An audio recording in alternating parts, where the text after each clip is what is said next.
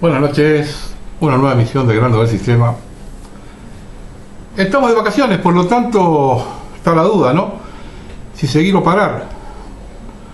Yo sumo lo primero a pesar de la merma de las visualizaciones, ya que este es un año decisivo para la Argentina y la información no se detiene.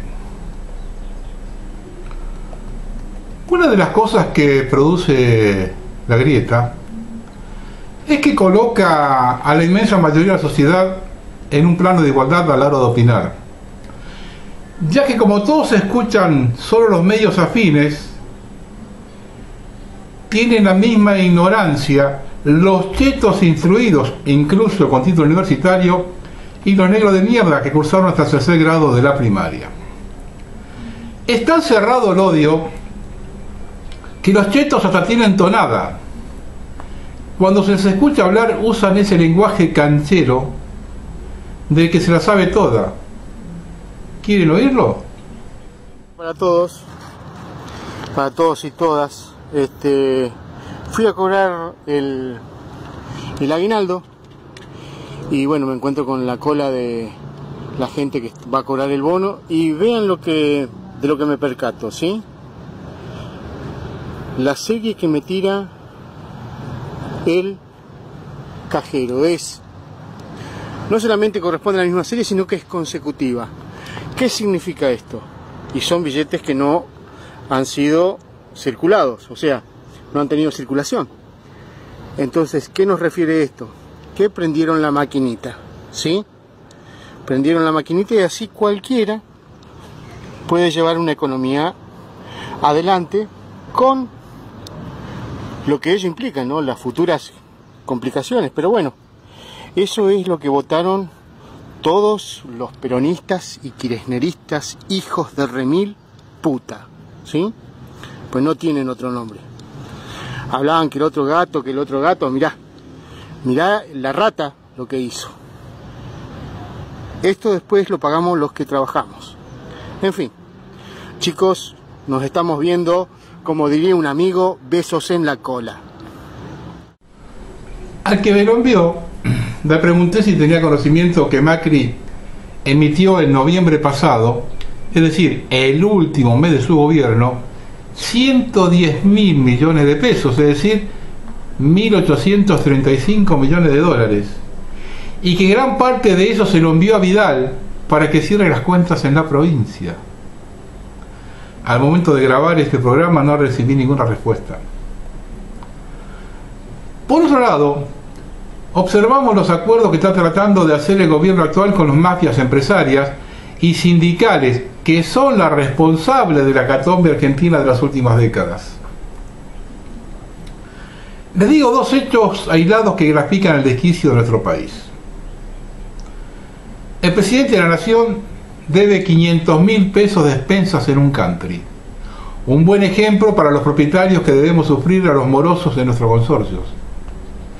Y la persona que atropelló a una mujer en Punta del Este, cuyo estado es gravísimo, conducía una camioneta que debe más de 60.000 pesos de multa, todas por exceso de velocidad, y pudo salir del territorio nacional sin que nadie reclame en la frontera. ¿Alguna persona medianamente sensata, observando este movimiento actual de dirigentes y ciudadanos, tiene alguna duda que vamos derecho hacia la pared?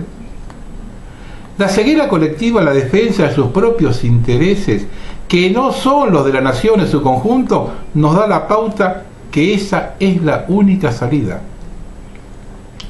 Y lo que pensamos diferente, debemos prepararnos para el momento posterior al quiebre, concentrarse en el instante del colapso, es gastar la poca pólvora que tenemos en Chimangos. Lo repito, concentrarse en el momento del colapso, justo en el momento del colapso, es gastar la poca pólvora que tenemos en Chimangos. Vaya este mensaje para algunos apurados que pululan por ahí y que encima cuando hablamos me tiran la bronca a mí.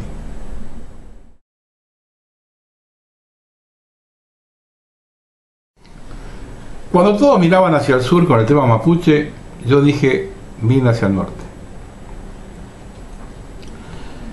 La Argentina tiene una tradición a lo largo de su historia, que es la de la no intervención en los asuntos internos de otros países. Menos aún los vecinos. A mí no me importa el estatus que le han dado a Evo Morales, pero cualquiera que sea, no tiene ningún derecho a ubicarse en Orán, a pocos kilómetros de la frontera, estableciendo un búnker desde donde maneja su intervención en Bolivia. Y esto es independientemente de quién gobierne el país vecino. Una cosa es el asilo o refugio, como quieran llamarlo, que no admite discusión, y otra operar políticamente desde nuestro país. Porque este señor, en su gestión como presidente, obró contra los intereses de la Argentina. Si la pareja gobernante de la Argentina mira hacia otro lado, respondiendo a los intereses globales, es algo de lo que se van a tener que hacer responsable. En 2014, durante el gobierno de Cristina Fernández, Evo Morales invadió la frontera con Salta, apropiándose de 600 hectáreas del Valle del Silencio, ante el mutismo cómplice del gobierno nacional. Hoy, 6 años más tarde, el mismo gobierno le permite al apropiador Morales la libre circulación por el territorio y que juegue la revolución a 50 kilómetros de la frontera. Esto salta a traición a la patria semejante a la entrega del oro a Inglaterra por parte de Macri. Además, luego del acontecido en Irak, es para colocar al país en el centro de la tormenta global. Pero esto no termina allí. Este programa tiene seguidores en toda la Argentina y me envían información precisa. Oyentes de Salta y Jujuy están preocupados por extraños movimientos en la frontera norte con Tarija y Santa Cruz de la Sierra. Han detectado la presencia de cubanos y venezolanos que deambulan por la zona sin que se les conozca ocupación física y fija. He hablado en otros programas de la complejidad de la frontera norte.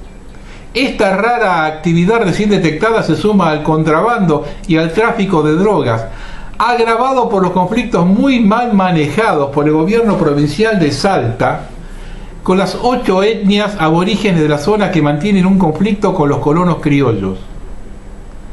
Varios programas atrás mencioné que un acuerdo entre ambas partes, aborígenes y criollos, fracasó por una pésima intervención del anterior gobierno salteño.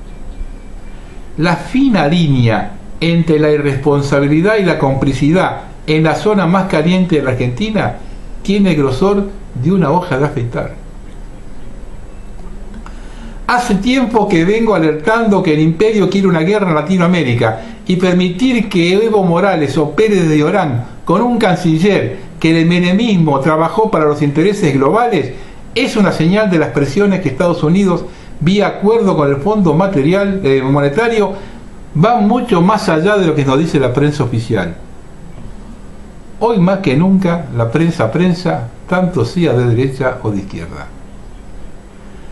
Sabemos muy bien de la base norteamericana en Paraguay y después de conocer el comportamiento que han tenido en la creación del ISIS en la guerra con Siria, con el antecedente de la CIA y la guerrilla en los 70, que convertir la frontera norte en un infierno para ellos es un juego de niños. También causa la preocupación la presencia de cada vez más cantidad de refugiados venezolanos en Paraguay. Ahora que cierra todo, voy a reiterar una noticia que vi en junio del año pasado y que publicó el Nuevo Diario de Santiago del Estero. Yo dije hace 6 meses. La localidad de Miraflores está conmocionada. Hombres armados y uniformados que entrenan como verdaderas milicias siembran pánico entre los pobladores. Misteriosamente aparecieron un día y no se sabe a ciencia cierta qué objetivo real persiguen y quién los financia. Están prácticamente en las puertas de la frontera con nuestra provincia, a tan solo 60 kilómetros del Parque Nacional Copo. Se presentan como un grupo que defiende a los hermanos indígenas e infunden temor en otros habitantes. En la espesura del impenetrable realizan maniobras paramilitares y entrenan con armas largas. Se presentaron armados en colegios de la zona en hechos que merecieron el repudio de la prensa de la vecina provincia. Se denominan Guardia Comunitaria Guasech Huichi y se definen un conjunto de hermanos y hermanas wichí cansados de ser presa del narcotráfico y el desmonte ilegal. Y lo más preocupante es que buscan ser reconocidos institucionalmente como una fuerza armada por el Estado. Piden el reconocimiento legal de nuestra Guardia Indígena como guardianes del territorio y protectores de la madre tierra y sus seres vivos, y aseguran que están para controlar el territorio que habitan. Ya dieron el primer paso. El Consejo Municipal del Sausalito sancionó con fuerza de ordenanza reconocer y declarar el interés de la creación de la Guardia Comunitaria, en un hecho que siente un grave precedente para la democracia. Esta es la actualidad de la frontera norte.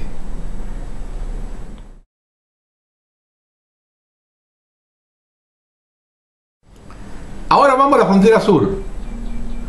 La comunidad Lafe-Huincul Mapu, que ocupa un predio del Parque Nacional Nahuel Huapi desde 2017, ahora anuncia que tomó el control territorial de la costa junto a la Ruta 40. Hacemos público nuestro control territorial sobre la costa del lago, dando fin a intervenciones de instituciones del Estado, policía, comisión de fomento, etc. Las que solo han demostrado sus intenciones de enriquecerse con nuestro espacio y no cuidarlo como lo dicen, comunicó la Lafe-Huincul Mapu, que mantiene frente a este espacio público su ocupación.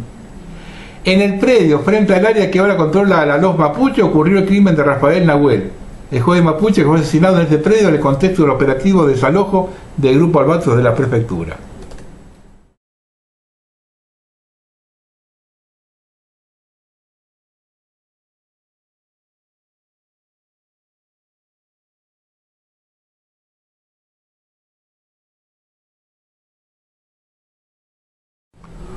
Un grupo de integrantes de la comunidad mapuche Lof Curaché tomó el último miércoles 25 de diciembre un sector de la propiedad que pertenece al magnate italiano Luciano Benetton, en una zona conocida como El Platero, cerca del Maitén, en la provincia de Chubut. Se trata de un puesto rural a 30 kilómetros del Maitén, del mismo modo que ocurrió en otros sitios como Cuyamén y Vuelta del Río. En esa misma provincia, los ocupantes anunciaron la toma con pancartas y un comunicado de prensa. Yo he hablado del tema de Benetton y cómo consiguió las tierras, no solo de él, sino del resto de los ocupantes de la Patagonia. También sé perfectamente, he realizado un reportaje a un lonco araucano, cómo piensa la mayoría de los originarios. A mí tan fácil no me van a arriar. Hace 3 años que salió el fallo de la justicia que ningún gobernador tiene pelotas para hacerlo cumplir, de permitir el acceso al lago escondido apropiado por John Lewis. Tampoco veo ninguna reivindicación del pueblo mapuche y que hayan ido a sacar la tranquera para ocupar esas tierras. Sean un poco más disimulados, muchachitos araucanos, con Lewis no se meten.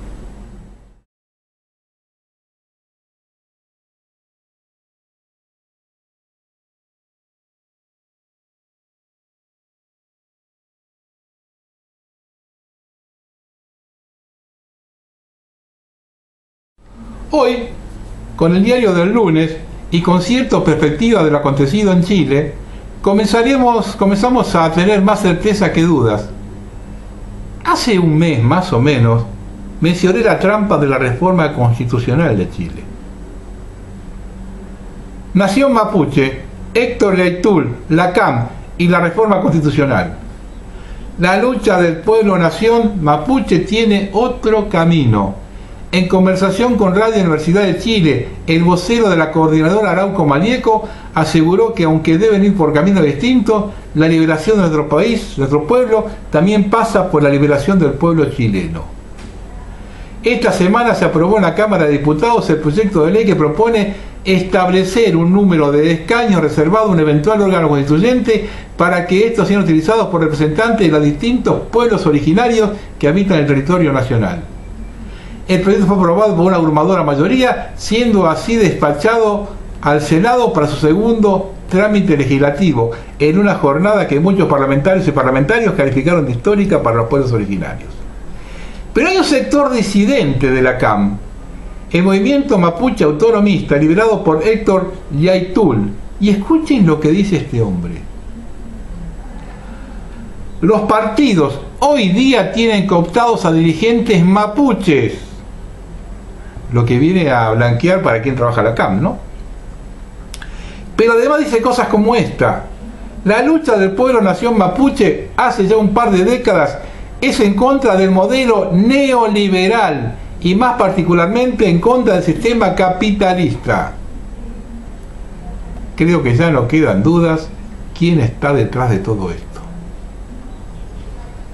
Y para cerrar el círculo, un grupo de manifestantes se acercó esta mañana hasta la Intendencia de Valparaíso para protestar en contra del accionar de Carabineros y en respaldo de Matías Orellana, un profesor que perdió la visión en uno de los ojos durante la madrugada del 1 de enero en la Plaza Aníbal Pinto.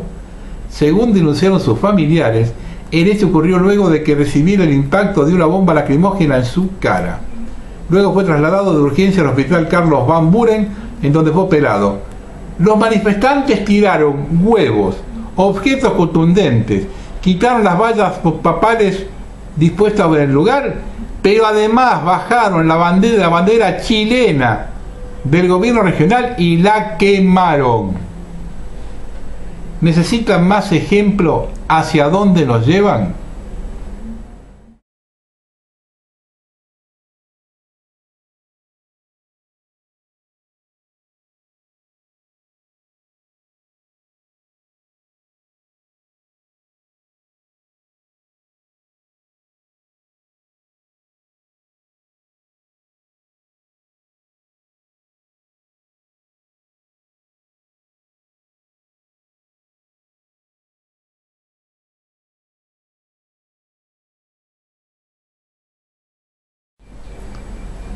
Menos mal que tenemos un gobierno que percibe todo esto y hace una lectura acorde a las circunstancias. El gobierno evalúa eliminar las Fuerzas Armadas en una medida tan inesperada como impactante. Sería el equivalente a la mitad del déficit fiscal, que es precisamente uno de los principales compromisos que el gobierno asumió en sus negociaciones preliminares con los representantes del Fondo Monetario Internacional. El ministro de Economía, Martín Guzmán, es el principal impulsor de la medida. Es casi la mitad del déficit fiscal en el presupuesto bianual, explicó el funcionario en diálogo con Telam. Hoy el presupuesto de defensa nacional es equivalente a 0.9% del PBI, lo cual no es alto si se compara con países centrales. Pero el hecho de que no tenemos hipótesis de conflicto con ningún país vecino son temas que hemos resuelto desde los 36 años de democracia, con lo cual tener Fuerzas Armadas es un lujo que no necesitamos. No tenemos hipótesis de conflicto, Quilombo en el norte, quilombo en el sur y las Islas Malvinas mano a los ingleses, y no hay hipótesis de conflicto. Genial. La idea del gobierno es disolver a las Fuerzas Armadas, dar de baja a todo su personal, vender la enorme cantidad de bienes de las fuerzas y solamente mantener activa la fuerza de seguridad. En este sentido, el presidente anticipó que envió gente de su máxima confianza a Costa Rica para interiorizarse sobre la experiencia de ese país hermano que lleva 80 años sin ejército. Sí, lo defiende Estados Unidos. Según Fernández, Guzmán también le indicó que en una proyección por ahora parcial, la venta de los bienes de las Fuerzas Armadas significaría un recupero aproximado de unos 5.000 millones de dólares que se destinarían precisamente a crear empresas y reactivar la industria mediante un gran plan nacional de construcción de viviendas. A mí esto no me llama la atención. El peronismo generó un dirigente como Menem que privatizó las empresas creadas o potenciadas por Perón, para lo cual le cambió la letra de la marchita, de combatiendo capital o regalando el capital.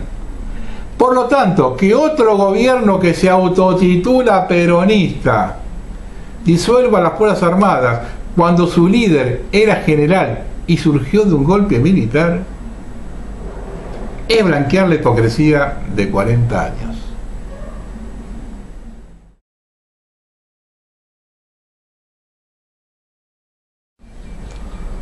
Vamos a hablar un poquito del despelote que pasó en Irak. Si se analizan los episodios internacionales por separado y luego se los ensambla, encontramos similitud con otros acontecidos. Me refiero a los simultáneos de la agresión a la embajada de Estados Unidos en Irak y que se encuentren en el país los altos dirigentes militares de Irán y Hezbollah en ese momento. Es decir, lo primero suena a bandera falsa para justificar lo segundo. Del mismo modo, la actitud de Trump condiciona o bloquea el impeachment en su contra. Y como siempre, la política norteamericana pone en vilo al planeta. Ellos están convencidos que el mundo les pertenece y pueden hacer lo que se les canta en cualquier lugar. La diferencia entre ellos y los otros no está en la calidad del armamento, sino en la disposición de usarlo. Hace más daño un misil que se arroja que la amenaza de una bomba nuclear que nunca se tira. Y otro hecho determinante es que no les importa absolutamente nada. Y si ese militar iraní estuviese dentro del Coliseo romano, lo vuelan sin problemas.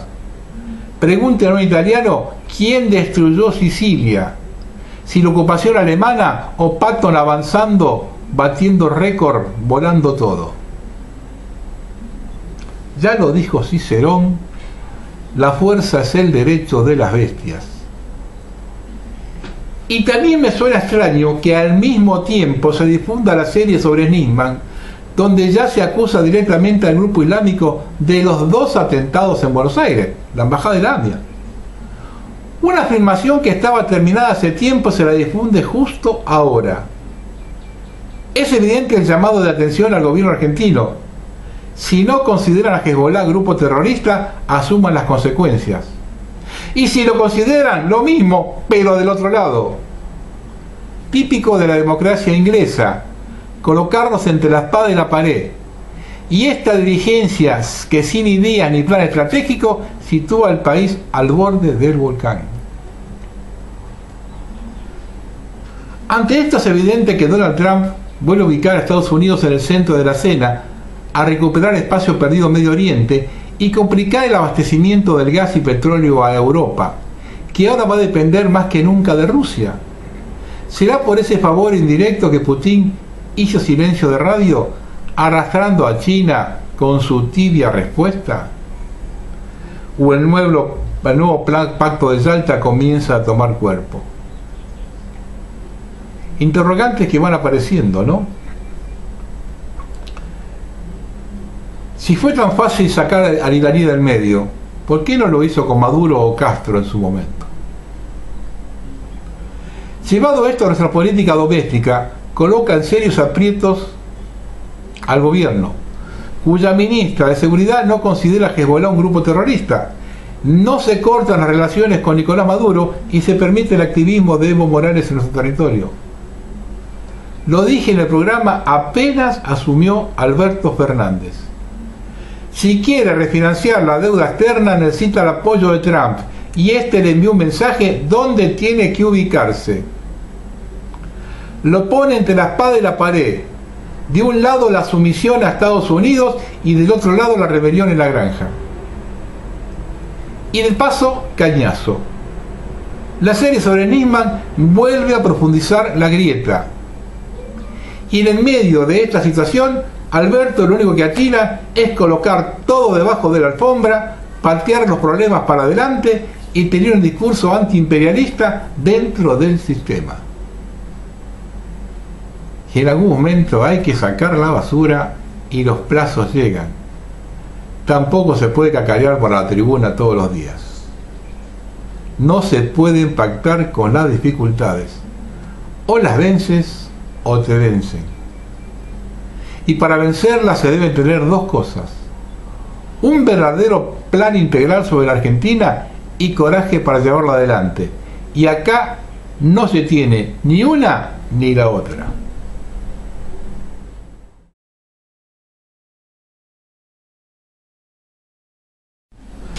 Voy a hacer una cosa cortita, que es el negociado de los inútiles. Esto es un extracto de un artículo que salió en Conclusión. Las 5 aviones francesas adquiridos por Aguad están paralizados y abandonados. Fueron comprados a Francia por 15 millones de dólares. El diseño es francés y se trata de aviones que operan en el aire desde la década del 70, pero tienen componentes de otros países, como el caso de los eyectores, que son repuestos ingleses. El faltante de las unidades que posee el ejército argentino. De la actividad de las bases de las naves se debe a la falta de ese repuesto originario de Gran Bretaña y que está bajo las restricciones de venta de impuestas de material militares impuestas por Londres, luego del famoso Acuerdo de Madrid. Acá siempre es igual. Nosotros tragamos veneno, pero de ellos nadie se hace cargo ni paga por sus errores.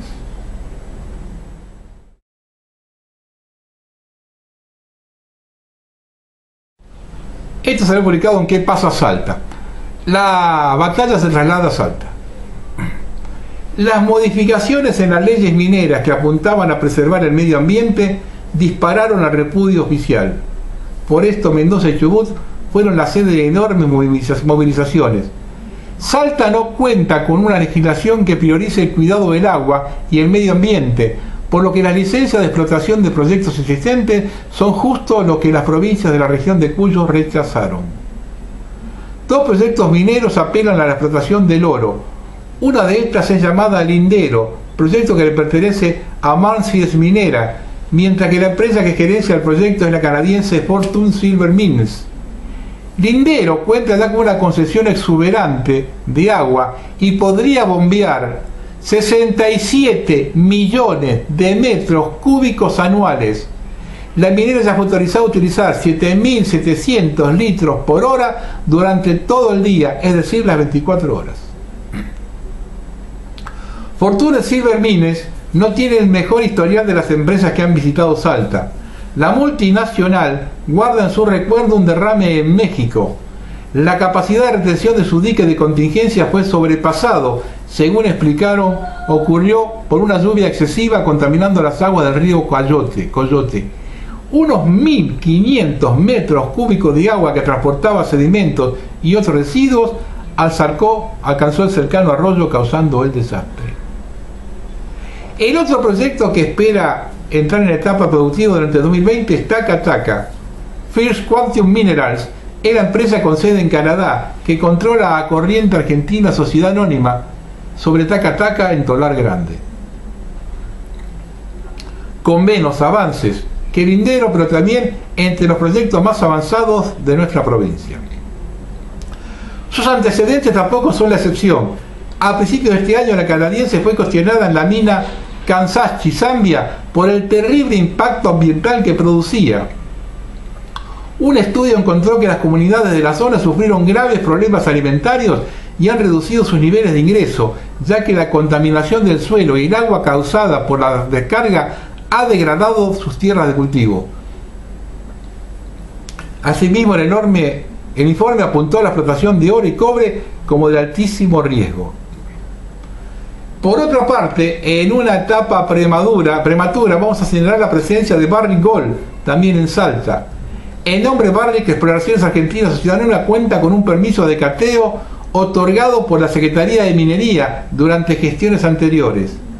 La empresa estadounidense es la más cuestionada en toda la región de Cuyo, ya que por lo menos se han confirmado 4 derrames en su dique de contingencia en Veladero.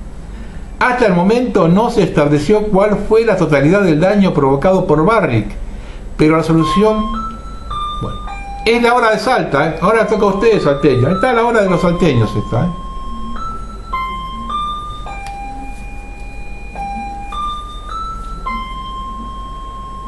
Hasta el momento no se estableció cuál fue la totalidad del daño provocado por la Barrick, pero la solución cianurada alcanzó el cauce del río Potrerillos y otras cuencas. Esta realidad ha reducido de un modo preocupante el agua potable en la zona, motivo principal de la existencia de legislaciones ambientales fuertes que hoy pretenden eliminar.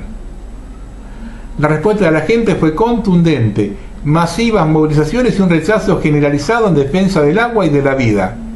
En Salta existen requisitos de directrices y normas de cumplimiento con respecto a la calidad y cantidad de los flujos de afluentes descargados al medio ambiente por las compañías de minería, pero para los especialistas no son suficientes. Es importante insistir con la necesidad de una ley provincial que regule la actividad en materia ambiental más allá de los requisitos existentes. Si ponen estas minas, hagan un entierro lindo de esos que hacen el altiplano, todos disfrazados, para velar los valles calchaquíes. Se terminaron.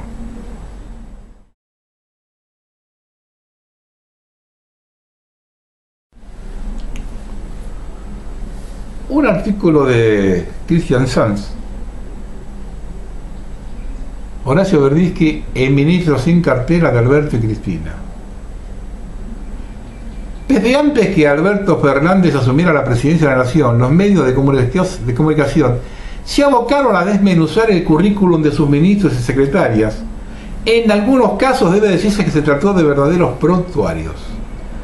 Personajes de la talla de Felipe Solá, Carlos Zanini, Claudio Moroni, Agustín Rossi y Juan Cabandier son solo algunos casos puntuales de funcionarios que ostentan pasados cuestionables. El archivo no los beneficia en absoluto.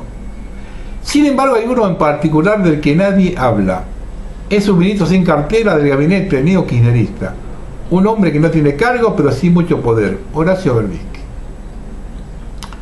Baste mencionar que media docena de funcionarios del gabinete de Alberto y Cristina responden a él de forma directa, de primera y segunda línea.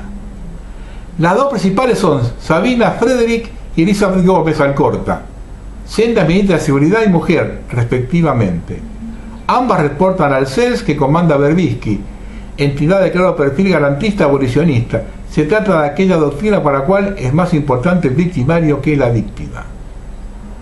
Como sea, Frederick supo trabajar entre 2009 y 2011 en el Ministerio de Defensa, cuando este estaba a cargo de Hilda Garré, también cercana a Verbitsky. Tanto es así que gran parte de las operetas que supo llevar adelante el periodista, pagadas con fondos reservados de la AFI, eran coordinadas por Garré y el entonces director de reunión del interior de la Exide, Fernando Pocino. Por su parte, Gómez Alcorta no solo trabajó a sueldos en el del CELS, sino que además fue abogada de la jujeña Milagro Sala. No son las únicas dos. Cristina Caamaño, puesta como interventora de la AFI, no solo ha sido titular de la agrupación Ultra K Justicia Legítima, sino que además tiene la venia del mismísimo Verbitsky. Nótese que los dos organismos referidos, Seguridad y AFI, son de alta gravitación social. Ergo, cabe preguntarse, ¿se puede delegar al ex periodista de Página 12 el diseño de sus políticas? Antes de responder esa pregunta, hay que recordar quién es Verbitsky. Un hombre que no tiene escrúpulos a la hora de lograr sus oscuros objetivos. El mismo que supo ser doble agente al servicio de los militares durante la última dictadura y que luego en democracia llevó adelante las operaciones más sucias que alguien pudiera recordar. La más repudiada fue aquella que llevó adelante hace justo 10 años, en 2009, cuando acusó a Francisco de Narváez de estar relacionado con el narcotráfico. Intentaba entonces beneficiar a Néstor Kirchner, quien enfrentaba a este mundo en la provincia de Buenos Aires en elecciones legislativas. Dicho sea de paso, no le sirvió de mucho ya que el expresidente perdió esas elecciones. Vayan tomando nota.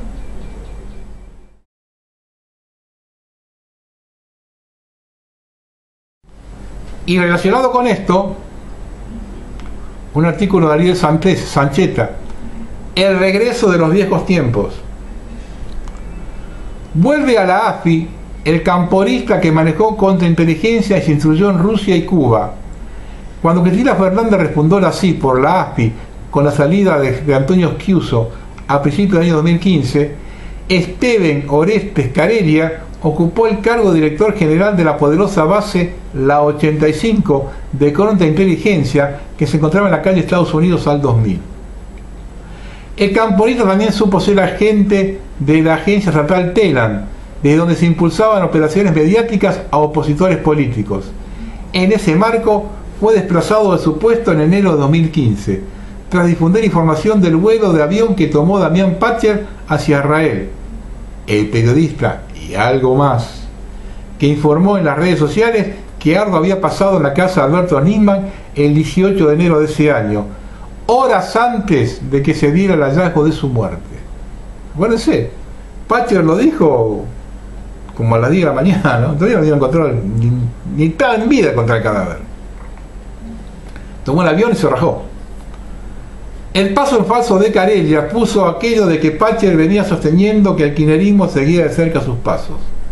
Pero no fue lo único que le costó la carrera a la agencia estatal. También se le señala por manejos desprolijos en el manejo de los fondos de Telam. No obstante lo ocurrido, poco después el camporista fue premiado con su incorporación a la AFI junto a otros 137 nuevos espías, muchos de ellos de riñón de la Cámpora. Personal de la AFI en actividad y con años por delante ante un eventual retiro, explicó a Realpolitik. Este es el verdadero cambio que quiere el presidente Alberto Fernández, dejar a personal retirado sobre los que radican casi todos los males y vicios que él mismo denunció ante la Asamblea de Asunción en el Congreso. O es para la gilada del pan y circo cambiar para que nada cambie, una intervención más parecida a una paparruchada. Están empezando a cascotear el rancho propia tropa, ¿eh?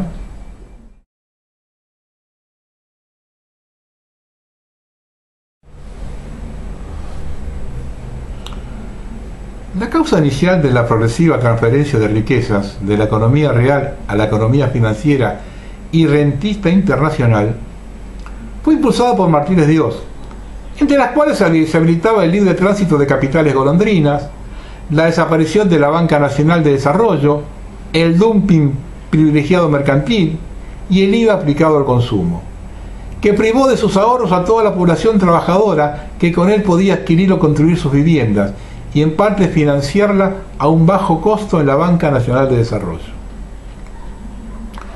Lo mismo puede afirmarse en la creación, funcionamiento y expansión de las pymes, que abastecen la mayor parte del mercado interno y contribuyen con su producción, salarios e impuestos al incremento de la riqueza nacional, y la multiplicación de la actividad productiva, que requiere un incremento en la educación, un pueblo saludable y un bienestar armónico que contemple los justos proporciones entre los beneficios de todo cuanto hace a la economía real. Este sector clave en el desarrollo argentino fue perseguido por la codicia especulativa, usura y explotación esclavista del monopolio internacional de la banca, que se apropió de los beneficios de la renta y el capital amparados en la propaganda falaz de los más media, difundiendo encuestas y engañosos informes económicos de falsos progresos económicos, incrementados en muchos de ellos donde se asientan las agencias calificadoras, con la contabilidad de los ingresos del tráfico de drogas, armas, lavado de capitales y evasión impositiva en paraísos fiscales.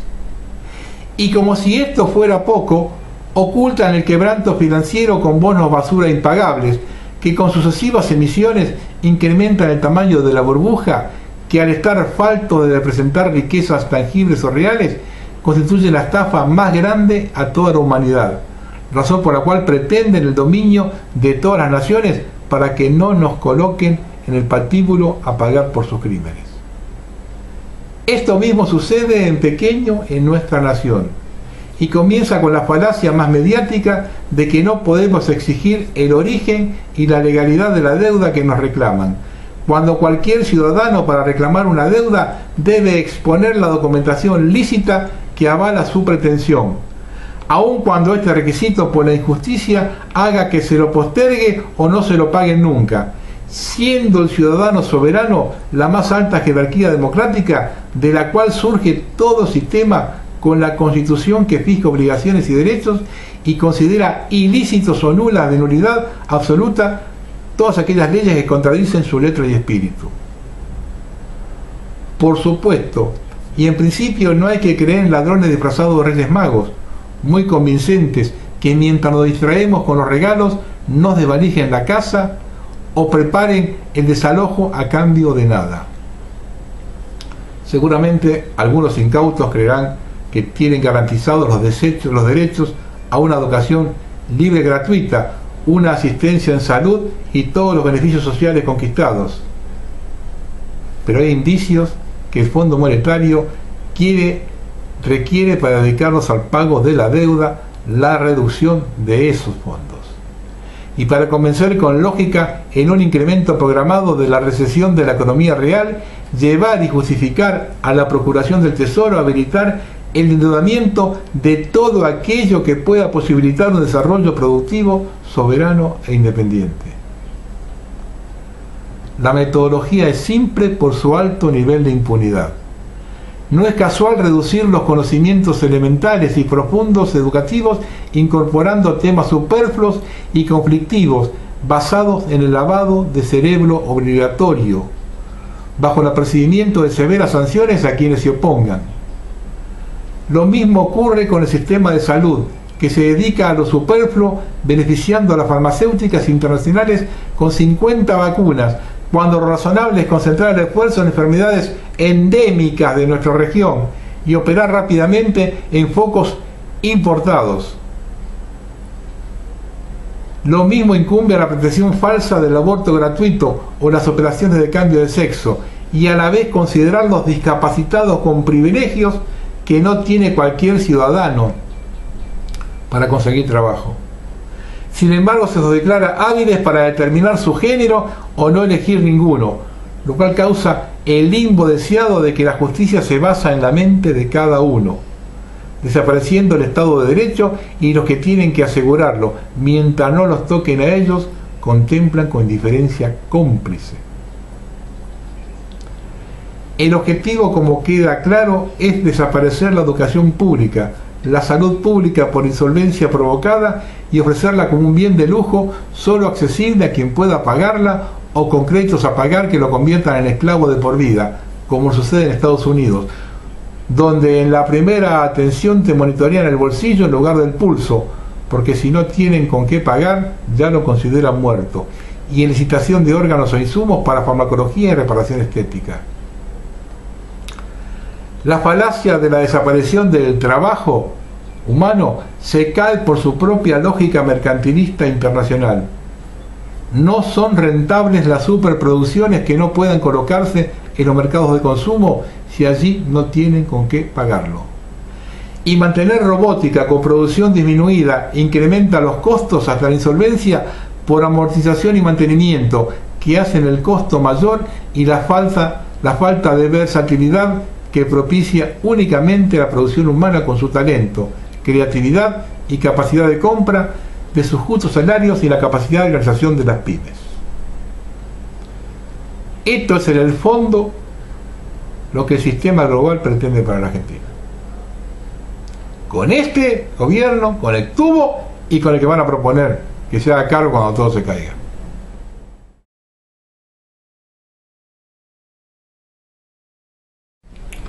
Ahora escuchen cuando decimos eso. Yo vengo machacando, pero desde hace años, con el tema de China. Escuchen lo que escribió Michael Snyder. Él lo tituló La toma de control. Escuchen con atención, porque esto es realidad que está ocurriendo ahora. Durante la época colonial, las potencias europeas explotaron África por los vastos recursos que posee. Pero lo que China está haciendo hoy es en realidad mucho peor. Sí, los chinos desean muchos recursos africanos, pero en la última instancia lo que quieren es la propia África. Pero en lugar de conquistar África usando la fuerza militar, China está usando la economía en su lugar. Hoy en día, más de 10.000 empresas de propiedad china están operando en África, y prácticamente todos los caminos, puentes, ferrocarriles y rascacielos están siendo construidos por los chinos. Como resultado, la mayoría de las naciones africanas están muy en deuda con China en este momento. Y como se verá a continuación, cuando esas deudas se deterioran, eso le da a los chinos una tremenda influencia. La razón por la cual las corporaciones chinas están en África es simple: para explotar a las personas y tomar sus recursos. Es lo mismo que los colonos europeos hicieron durante la época mercantil. excepto que peor. Las corporaciones chinas están tratando de convertir a África en otro continente chino. Están exprimiendo a África por todo lo que vale. En este momento aproximadamente 2 millones de ciudadanos chinos ya viven en África y ese número aumenta constantemente con cada mes que pasa. En estos días es difícil encontrar un proyecto de construcción importante en el continente que no esté siendo manejado por los chinos.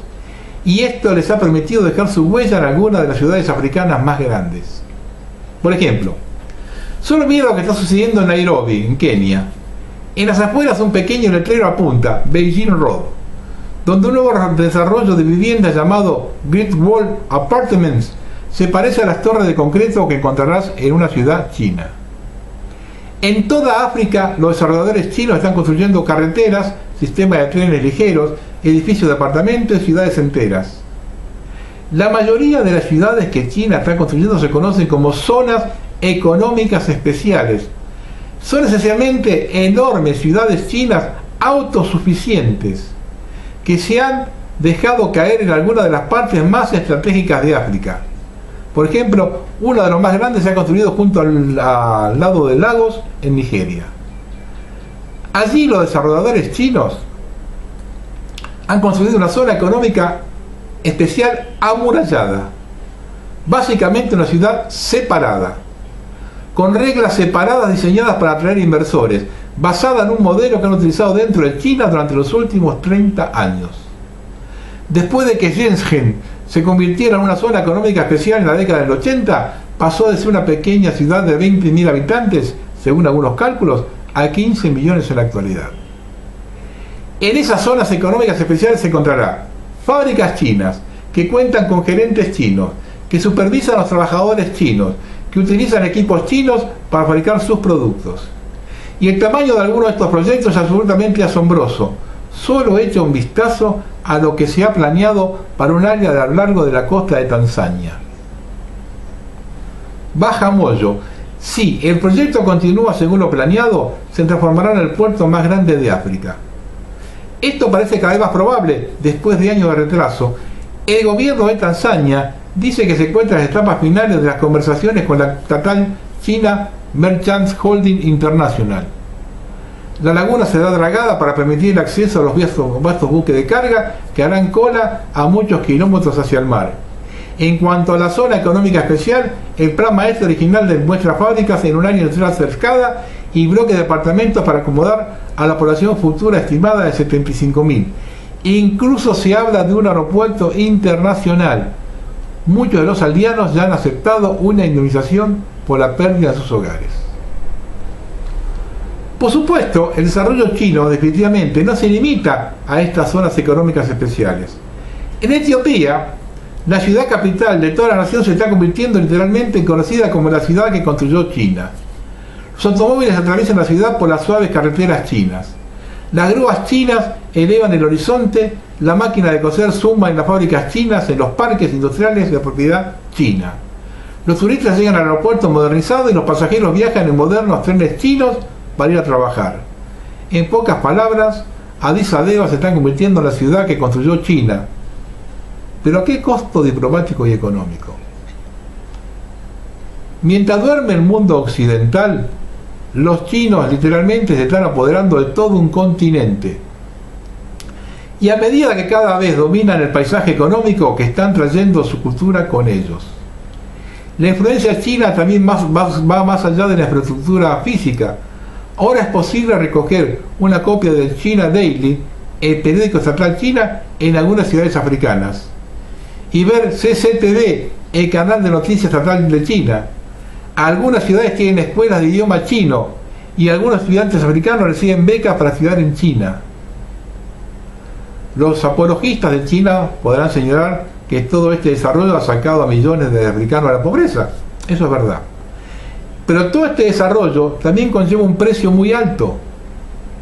China es ahora el mayor socio comercial de África, con un comercio chino-africano que supera los 200.000 millones de dólares por año.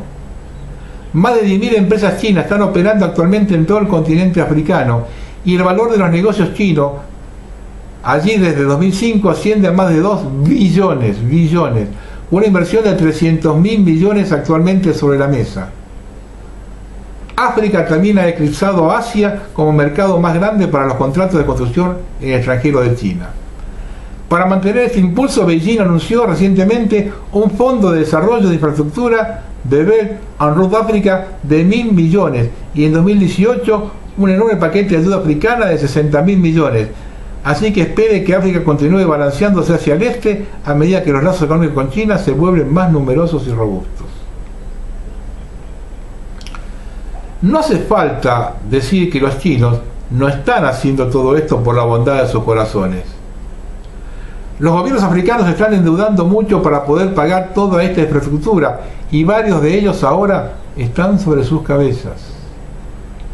Ya ha habido señales de advertencia. El ferrocarril Addis Abeba-Djibouti terminó costando a Etiopía casi una cuarta parte de su presupuesto total de 2016. Nigeria tuvo que renegociar un acuerdo con su contratista chino debido a su falta de pago. Y el 80% chino de Kenia, el ferrocarril financiado desde Mombasa a Nairobi, ya ha superado 4 veces el presupuesto, lo que ha costado al país más del 6% de su PBI. Este es el tipo de préstamo depredador que las potencias occidentales alguna vez hicieron también, pero ahora China ha llevado las cosas a un nivel completamente nuevo. Y una vez que China tiene el gobierno africano por el cuello, pueden ser absolutamente despiadados. Ha habido informes creíbles de conversaciones entre el gobierno de Zambia y China sobre la entrega de la Compañía Nacional de Electricidad del país, ZESCO, a los chinos, debido a la incapacidad de Zambia de cumplir con sus promesas de reembolso de préstamos. Esto se espera ya que China ya tiene el control de la compañía de transmisión del país, ZNBC. También se teme que el aeropuerto principal de Lusaka pueda ser el próximo objetivo.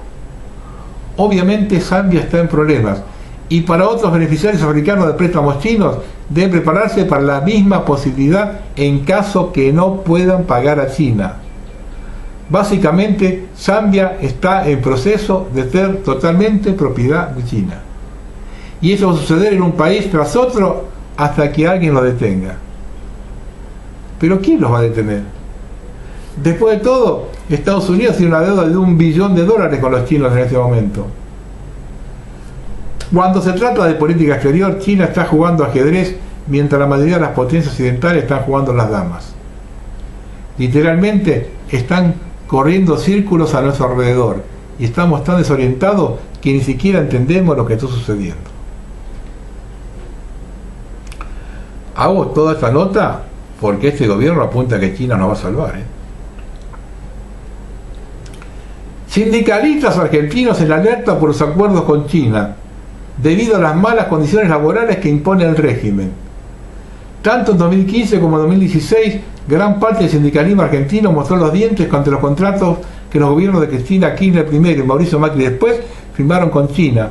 Según se temía a la luz de cierta experiencia internacional, estos entendimientos comerciales podían ocasionar la llegada masiva de trabajadores asiáticos, generar una reducción de los salarios locales o flexibilizar los derechos laborales en nuestro país. Hoy, cuando la flamante administración de Alberto Fernández se propone profundizar los acuerdos con Beijing en busca de inversiones, ese mismo sindicalismo mantiene las luces de alerta para evitar futuros problemas en todas las formas. En la CGT, en algunos gremios ya prevén que le pedirán al gobierno que cualquier eventual convenio con el presidente Xi Jinping contemple taxativamente el respeto por las leyes y convenios y condiciones laborales que los trabajadores argentinos.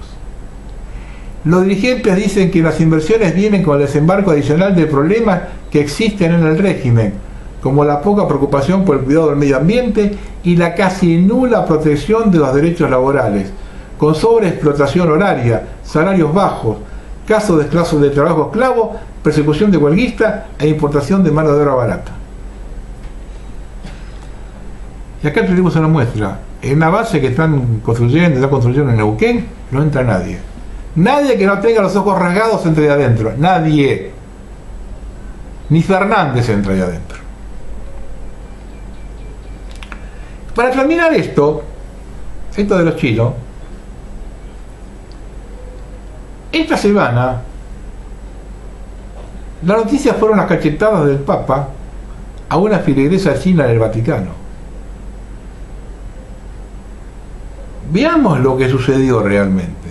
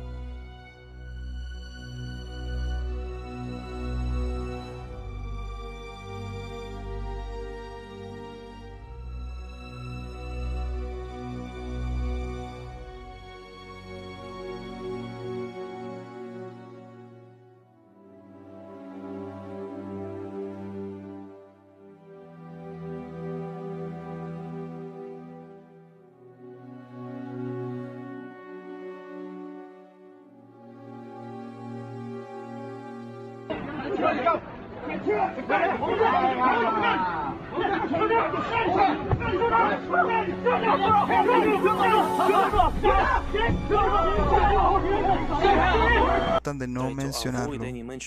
Esto pasó en China, también reciente. Un par de ellas. Hay una subida de demoliciones en los últimos 10 a 15 años. En el 2011 destruyeron muchas iglesias. Muchas, ya que escuchamos de una autorización global y China tiene muchas edificaciones europeas. Un mundo muy enfermo, una excelente condición. Costará una fortuna, millones para reedificar edificaciones como estas, por la calidad del ladrillo, la calidad del mortero, por las rocas, por los fundamentos de los sótanos, por el granito y el gran mármol, y el material que lo cubre como piedra blanca. Y todo lo que podemos hacer es hacer videos.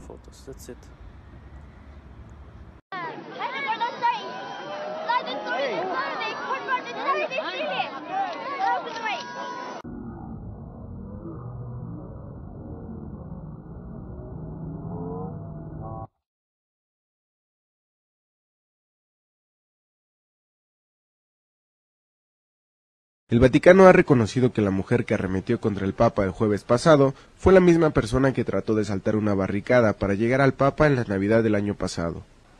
Susana Maiolo, de 25 años, con nacionalidad italiana y suiza, conmocionó al mundo y a la seguridad del Vaticano este jueves, cuando saltó sobre una barricada en la Basílica de San Pedro y se abalanzó sobre el Papa Benedicto XVI para llevarlo al piso. El Vaticano declaró que la mujer está psicológicamente inestable y aunque el Papa no sufrió heridas, ella fue llevada a un hospital italiano para realizarle la evaluación psicológica. El incidente que tiró al Papa de 82 años, quien iba cubierto por hombres de seguridad y obispos, estaba caminando por el pasillo central de la Basílica de San Pedro para iniciar una misa de Nochebuena. Maiolo, que llevaba una sudadera con capucha roja, provocó los gritos de los miembros de la congregación. El cardenal francés Roger Etchegaray, de 87 años y que se encontraba sensible de salud hace unos días, cayó al suelo y fue retirado en una silla de ruedas pues sufrió una fractura de fémur y tendrá que someterse a una cirugía, pero no está en estado grave.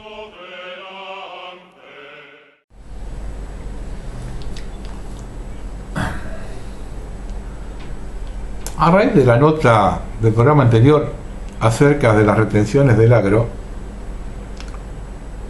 el ingeniero Augusto Esteban Margueriat me mandó el siguiente artículo que tituló El campo argentino. Aquí hay cosas muy interesantes que escuchar y empecemos a poner las cosas arriba de la mesa, por lo menos estar enterados. Dice Margueriat: la realidad del campo argentino desde el punto de vista económico es en líneas generales como todos los demás sectores empresariales del país. La injerencia del Estado en la actividad económica es cada vez mayor a través de la carga tributaria y de mecanismos de regulación de la actividad. A esto hay que sumarle que los precios de los productos agropecuarios, commodities, han subido una baja drástica en su precio y los valores de los insumos en dólares mantienen un aumento constante. Para el productor agropecuario la ecuación margen bruto cada vez cierra menos o directamente cierra negativo.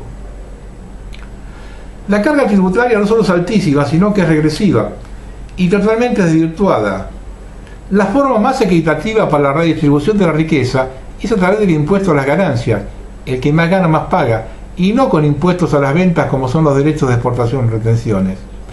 Otro impuesto totalmente desvirtuado y que tiene que ver con la distribución de la riqueza es el inmobiliario. El pago es de acuerdo a la valoración fiscal y no de acuerdo a su valor real, que está relacionado con su capacidad productiva y cercanía al mercado. Con la ventaja que la recaudación de este impuesto sería para la provincia y no para la caja de la nación. Con estos dos impuestos se podrían eliminar las retenciones a los granos y a las carnes, pero el gobierno se queda sin caja. No estamos en contra de la intervención del Estado, pero de forma clara y transparente, y pensando en el bien común de la nación, y no en beneficio del gobierno o de algún sector. Si bien desde el gobierno se cumple con los mandatos supranacionales emanados del norte, también se aprovechan los mecanismos de regulación de las distintas actividades para favorecer ciertos sectores que al gobierno le interesa y no para defender los precios de los consumidores. La exportación de trigo y maíz está limitada por medio de derechos de venta al exterior, el ROE verde. El gobierno otorga cupos de exportación totalmente arbitrarios, lo que provoca la caída de los precios tanto del trigo como del maíz, adicional a lo causado por retenciones. En el caso del trigo se beneficia a los molinos harineros que compran su materia prima muy barata, y en el caso del maíz se beneficia el engorde de pollos, cerdos y vacunos, los feedlots. En definitiva, el productor agrícola está subsidiando a la industria. Como pasa siempre con estas intervenciones del Estado, los más favorecidos son los grandes productores, los que tienen una economía de escala que les permite negociar de otra forma, tanto con los proveedores como con los organismos recaudadores. Son conocidos los casos de grandes pools de siembra que acumulan deudas impositivas millonarias que luego renegocian su cancelación por valores irrisorios. Cuanto menor sea el margen de ganancia de la actividad, más productores quedan fuera del negocio y esta provoca la concentración de la producción en pocas manos. Esto viene pasando en el sector agrícola ganadero desde el auge de los precios agrícolas desde 2003. Primero porque los pools de siembra podían pagar mayores precios de alquiler por los campos, y hoy porque el margen de ganancia es tan bajo o inexistente en algunos casos que los pequeños y medianos productores dejan de alquilar campos y las toman los grandes. Muchos propietarios prefieren alquilar su campo a hacerlo producir y correr riesgos.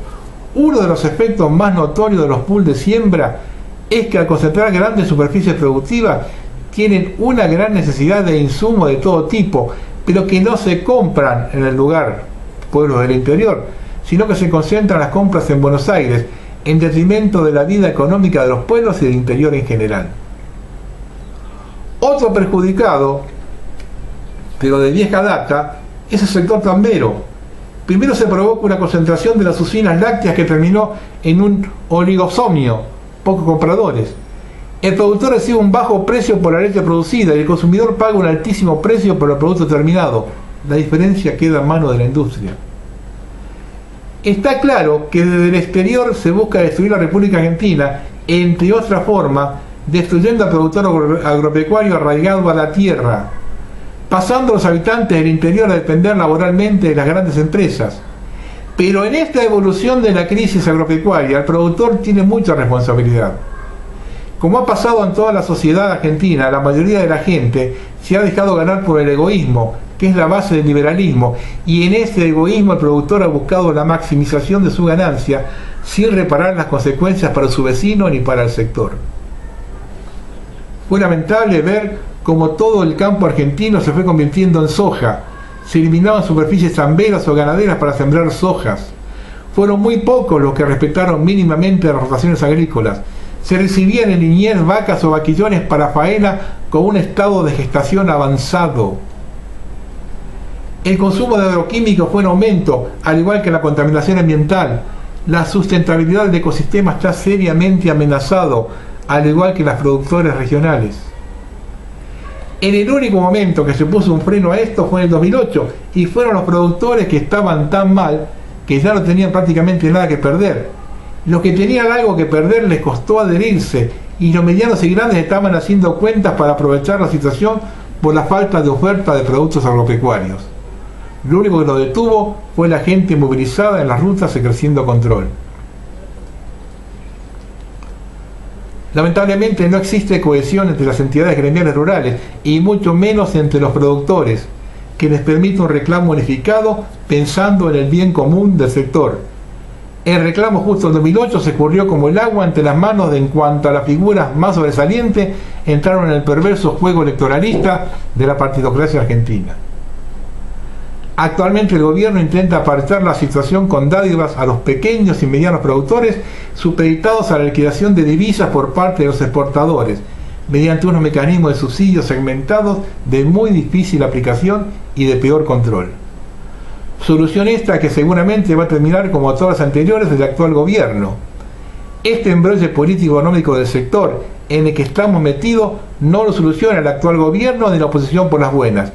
Tampoco se soluciona democráticamente con el consenso de la mayoría. La única solución es que a través de alguno de los distintos cuerpos intermedios se tome las riendas de un reclamo justo imponiéndolo por la fuerza si fuera necesario. En el fondo, la lucha por la tierra viene por ella. Bueno, acá estamos en el campo, Curarú, partido Carlos Tejedor, llovió, cayó un buen chaparrón. Estamos levantando la cosechadora, que pinchamos una ruedita, se nos cayó al piso. Acá está el señor Gomero, acá está el equipo, acá está el tractor que viene a buscar la justicia porque le debo una cuota a Aqualis. Este es uno de los tractores que se van a llevar. Acá hay uno, se le viene a buscar la justicia porque no pude pagar la cuota porque no pude cosechar el año pasado, pero bueno, acá estamos la turba, creo que no se la va a llevar porque es mía todavía. Eso también lo debo porque el dólar de 30 y pico se fue a 50, 60, 70. La sembradora creo que no se la van a llevar porque es mía. El otro tractor en discordia es por falta de pago. También lo vienen a buscar. Acá se lo van a llevar, ahora los vamos a entregar. Estamos tratando de cosechar, prestando servicio. Yo compré esto para trabajar, la verdad que no esperé el estallido del país ni nada por el estilo, es para trabajar. Tiene casi un año, ven cómo están, tan impecables, porque es una herramienta de trabajo, de los cuales nosotros vivimos de eso. Acá está el segundo tractor que se van a venir a buscar, le debo la cuota a CoCapital. Y bueno, así tratan, así no van los chacareros. A los chacareros queremos trabajar. Acá está todo el equipo. Ahí están los dos patrulleros que vinieron a buscar a secuestrar los vehículos. Al campo, lloviendo. Y bueno, nada. Simplemente quiero que lo sepan. Chavito querido, mañana con Canepa, el sábado lo hablaremos. Continuamente se dice que el gran problema de la Argentina es el tema previsional. Pero nadie le pone cascabel al gato. El ANSES debe hacerse cargo solo de los jubilados y pensionados con aportes. El resto debe ser contemplado en partidas separadas. Porque si hacemos clientelismo o atendemos necesidades provocadas por políticas económicas en las que los jubilados no tienen participación, es injusto que se hagan cargo con sus saberes. También en las prestaciones se debe investigar los regímenes especiales como los de privilegio o los provinciales al cargo del ANSES, a uno de los cuales, como el de Córdoba, tiene pasivos que cobran más que los activos. El tema de las amas de casa también se debe revisar y separar aquellos casos que realmente lo merecen de las señoras esposas de empresarios y funcionarios. Pero para hacer esto se debe tener pelotas. Los que no hacen falta para cargar a los que menos faltan, que menos cobran. ¿Verdad? A ver, para cambiar las hay que tener pelotas, pero no se tiene pelotas para cagar a los que menos tienen, o a los que menos cobran. Pero yo quiero obviar esto por un instante y que hablemos de números. El presidente dice que es inviable el sistema de esta forma. Veamos. En el presupuesto 2020, la partida de seguridad social, donde están incluidos todos, jubilados, planes, veteranos, etcétera, todos, cerca de 8 millones de personas, que es de 3.123.194 millones de pesos. Lo que significa que cada uno de esos 8 millones reporta un gasto anual de 390.400 pesos. Por otro lado, tenemos en el mismo periodo la partida del Poder Legislativo Nacional, recordando que está formado por 257 diputados y 72 senadores, es decir, un total de 329 personas. La partida presupuestaria es de 32.661.542.000 pesos. Cada uno nos cuesta 105.700.784 pesos por año. Pregunto, ¿presta el Congreso un servicio acorde a este monto? Si escuchamos a los jueces y fiscales quejarse por las leyes que no les permiten combatir la inseguridad y observamos cómo delegan funciones en el Poder Ejecutivo,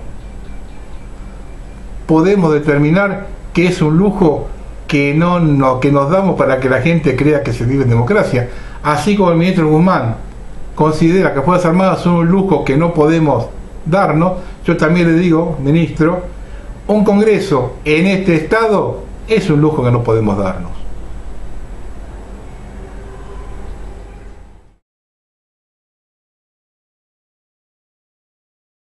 Bueno, vamos a terminar. Para mí las cosas están bien claras.